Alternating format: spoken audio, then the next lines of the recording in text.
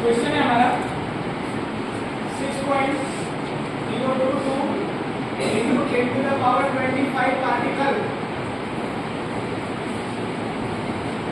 of hydrogen gas react with metal to form 500 gram of metal hydride. Calculate the equivalent weight of metal.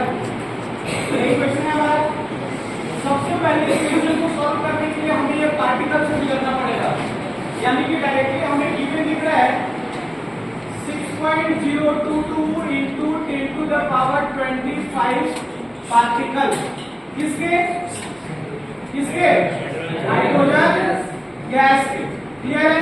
अब directly हम लिखेंगे यहाँ पे, तो हमें पता है कि 6.022 into 10 to the power 23 particle होता किसका? हाइड्रोजन गैस का, यानी हाइड्रोजन गैस मतलब H2, यानी इसका कितना होता है 2 ग्राम। तो एक पार्टिकल का मास होता 2/6.022 into 10 to the power 23, और क्वेश्चन में हमें दिया है कितना 6.022 into 10 to the power 25। अब कैलकुलेट करेंगे इसको हम लोग, सिंपल कैलकुलेट करेंगे तो क्या लिखेंगे 2/6.022 into 10 to the power 23 multiplied by 6.022 into 10 to the power 25। अब यहां देख लो 6.022 से 6.022 कैंसिल।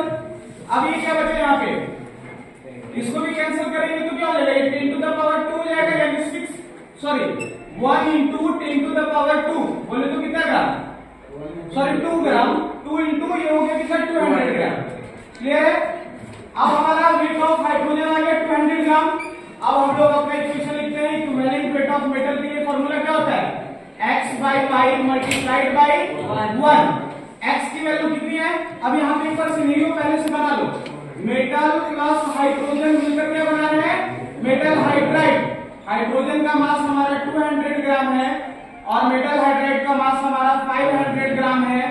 तो यहाँ से मेटल का मास कितना हो जाएगा 500 माइनस 200 इक्वल टू 300, यानी x की वैल्यू 300 और y की वैल्यू 200।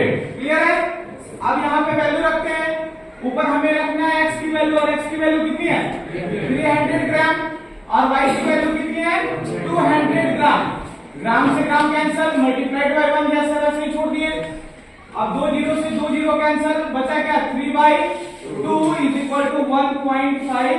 इक्विवेलेंट हमारा क्या है, आंसर आएगा। समझ में आया? कोई डाउट?